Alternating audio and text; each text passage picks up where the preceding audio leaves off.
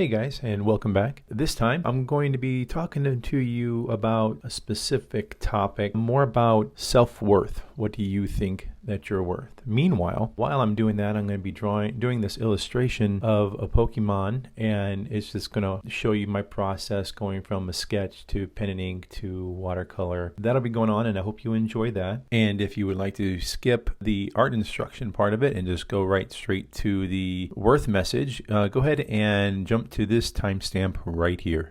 If you like this video, go ahead and give it a thumbs up.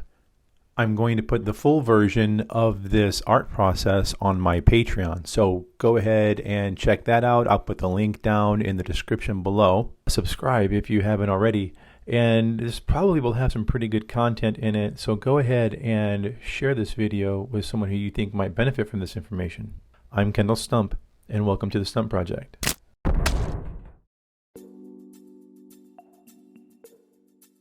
So for this initial piece that I'm working on right here, I'm just working out of my sketchbook. I'm just trying a new process I haven't done in a long time, just kind of scratching an old itch and getting back into some watercolor. It's a cold press sketchbook, so the paper on it has a little bit more tooth. It's a little bit more coarse, but it is watercolor paper. What you need to know about watercolor paper is obviously it's meant for just that. It is able to withstand a bit more liquid or hydration than say Bristol board, which you still can add ink or washes to Bristol board, but it's going to be harder to stand up to that hydration, and it will ultimately warp over time. Watercolor paper can do that too, but if there are certain precautions that you can do to help eliminate that. For example, and I don't do it in this video, but you can tape down your edges and saturate your entire paper evenly and then let it dry. Once you start saturating it with water, you'll notice it'll start to warp and bubble. Well, not bubble. It'll start to warp. But once it dries, it should dry perfectly smooth. I've aided the drying process in the past by using a hair dryer or a heat gun and just going over that and helping it to dry. And when it dries, it pulls taut, and the tape that you had to tape down helps keep those edges. So it's not going to continue just to shrink and warp. It's going to shrink and pull taut and be nice and flat and be prepped for adding more water to your surface. But what I'm doing here is I'm using a hard lead, and there's many types of leads. Those of you who are familiar with it know exactly what I'm talking about. Those of you who aren't, there's the easy way to tell is by looking at the lead itself. You can see that some have what might look like a really thick tip on it, a really thick lead, and other ones are really thin. The thicker it is, the softer it is. That's kind of the rule of thumb. And the thinner it is, the harder it is. The more soft the lead, the darker the line you're going to draw. The harder the lead, the softer the line that you're going to draw. And I say lead because that's what it used to be. It used to be made graphite and lead, and that's just how it used to be made. Now it's not made that way anymore. It's more just compressed graphite. But what I'm using here is a hard lead because I want to be able to pick up those pencil lines later on. I don't want them to show through. Now, maybe you do, and if that's the case, then you don't have to erase them afterwards. Or maybe you go at it from a different approach. Maybe you use a colored pencil, or maybe you use watercolor pencil to sketch your lines in. And then as you add water and watercolor to your overall wash, the lines just go away with an additional tint of whatever it is that you use to draw them. So there's different things that you can do. But like I said, for this one, I'm using a hard lead just to get some nice light lines. So as I go through this, once I'm done with this quick sketch, I'm going to pull out my dip pen in India ink, and I'm going to use a couple of different nibs. One is more for the perimeter lining, and I try to pay attention to thick to thin lines, my line weight. And then I use a different nib for the interior, which is more thinner, still allowing for some thick to thin, which is what these pens are great for. There are different schools of thought on inking. You have your traditional comic book style inking. You've got the type of inking that I'm going to do for this specific piece, which is I'm just getting some line weight in it, not necessarily pertaining to a light source, but just thick to thin, just to give the lines some weight and some life. And then the other school of thought would be the thin part of the line is generally in the direction of the light source, and the heavy part of the line is in the direction of the shadow. So you can take those ideas and run with them and just kind of practice with them and see what you can come up with. After that, I give it a second to dry, and then I will apply some washes of watercolor. I don't go into too much mixing. I don't do a whole lot other than putting it down and maybe layering a little bit on top, and that's it.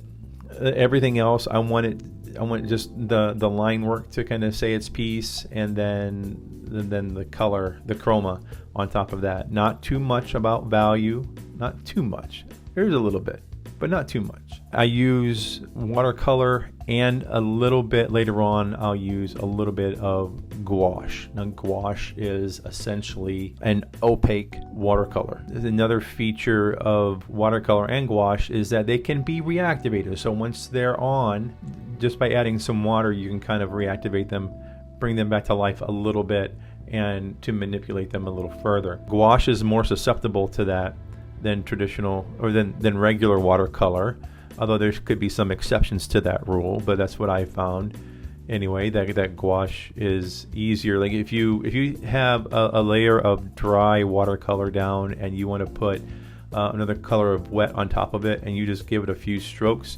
chances are the dry watercolor is probably going to be okay and it's not going to mix too much. If you do that same process with gouache, you have a dry layer of gouache and then you put a couple of strokes of watercolor or gouache on top of it, chances are you're going to reactivate that dry gouache relatively quickly, and it's going to start to mix. So it's a little bit more susceptible, gouaches, to the mixing or to the reactivation. But I'm only using a little bit of gouache, just a little bit of white, and you'll see later on when I use it just for a little bit of highlights. And that's really the only part of the value that I get into this. You might notice a little bit on the pod, on his back. I'll get into that a little bit.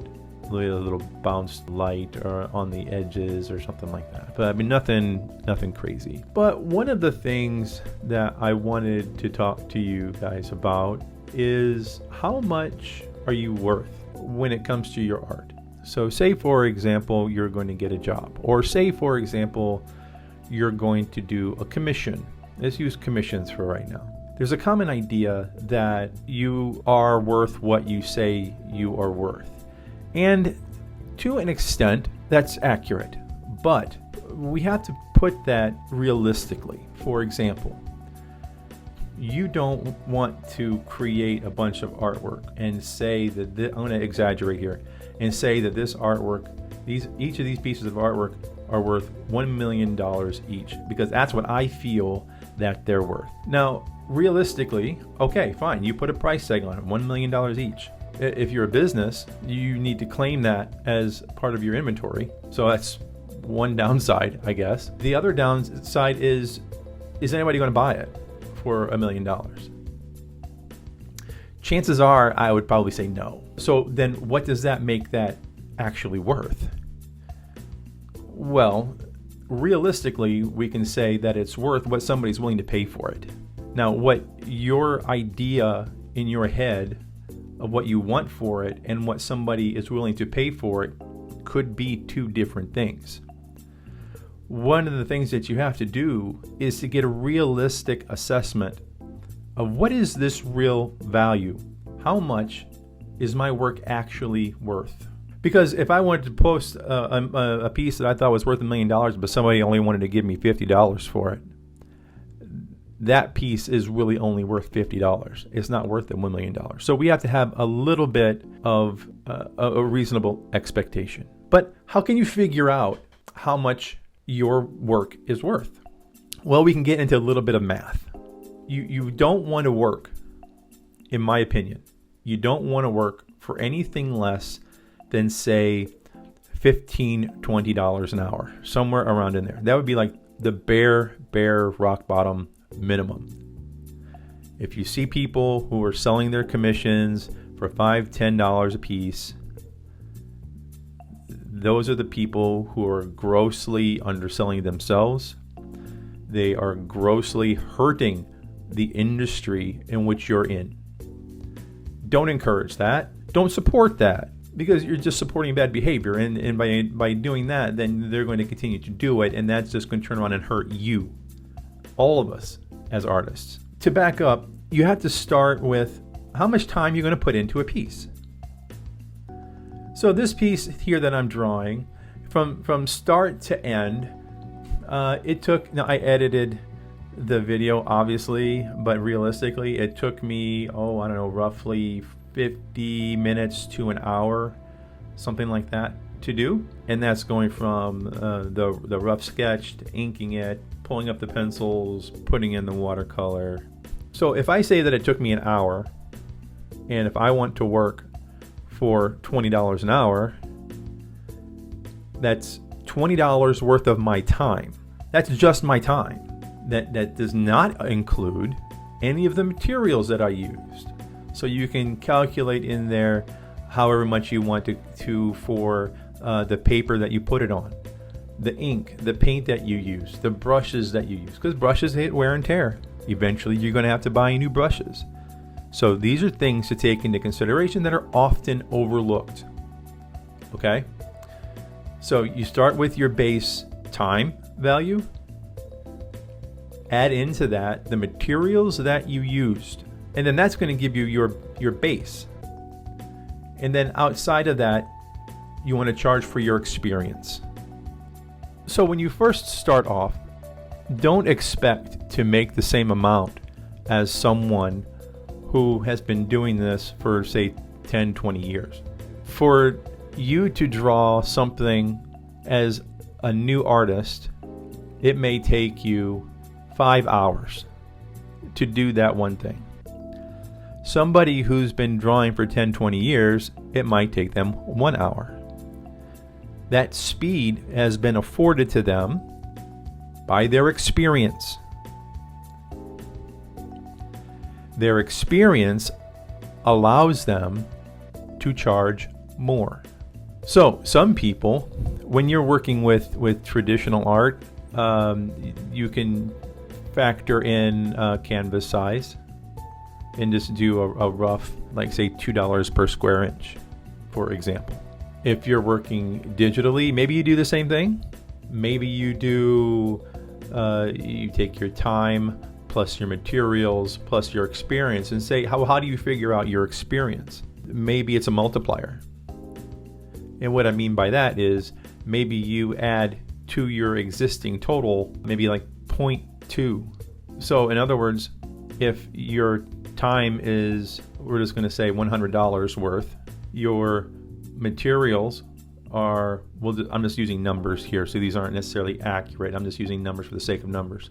100 for time, $10 for your material, a total of 110. If you add to that an experience multiplier, which would be 0.2, again, just for the sake of numbers, that would give you an additional $22 to add to that. So it would be 100 plus 10 plus 22. So that would be $132 for that piece of artwork. Now, as you gain more experience, maybe your multiplier goes up to 2 or 3. So say it's 3. So we'll just say that everything else is the same. We'll just say that the multiplier is the only thing that's changed. So $100 for the time, $10 for the material. So that's $110 times your plus your multiplier, which is 3, $330 for that same piece.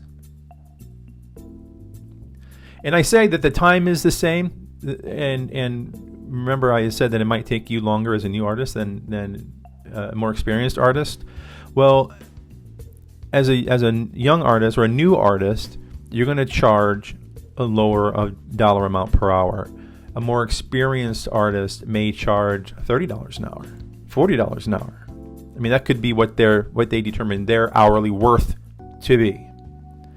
But we all started at the same. We all started at the bare minimum. We all started like $15, $20 an hour, whatever you feel comfortable with. And you do the math and you go up from there. Maybe it's an annual increase. Maybe you just put it based on supply and demand. If you get so popular, you just have to naturally increase in order to quell the influx, because you just can't keep up with those kind of orders, kind of thing. So that, in my opinion, is the best way to determine, or how to price your work, how to determine your actual worth. Start with, you want to work with a dollar amount. How much per hour is your time? And it should not be any less than $15, $20 an hour. After that, you're going to add on to your overhead. So if you use traditional materials, obviously those are expensible. Paper, paint, ink, what have you. If you use digital material, maybe you paid for the software that you used, and maybe you're using an iPad. That's an expense, and I'm not saying that everybody has to pay for a new iPad, but I am saying that part of that expense that you paid needs to be figured into your artwork or your projects, so that eventually, over so many projects, that expense is paid off. What about tips for your stylus? Those things wear out. You have to be able to replenish those. So you've got your time plus your overhead or your materials, whether it's digital or traditional, and then you got your experience. You add all those three things together, and now you have a little bit more of an accurate representation of what your stuff is actually worth. So I hope that this makes sense, and if you've got questions about this, or maybe we need to talk further about it, leave those comments down below. I would like to hear your opinions on it. I'm sure that there are other people that maybe some of you are listening to this and you're like, well, I figure out my worth this way, and I would really love to hear it. I'm sure that it's really an accurate way for you, and maybe that could be beneficial to others too. So please leave those comments, and we can help out the art community to take pride in their work and to not be afraid to ask for that money, because you're worth it. Again, I hope that you liked this video. I hope you got a little bit something from it. Subscribe if you haven't already, and share this video with someone who you think might benefit from this information. And I will see you next time.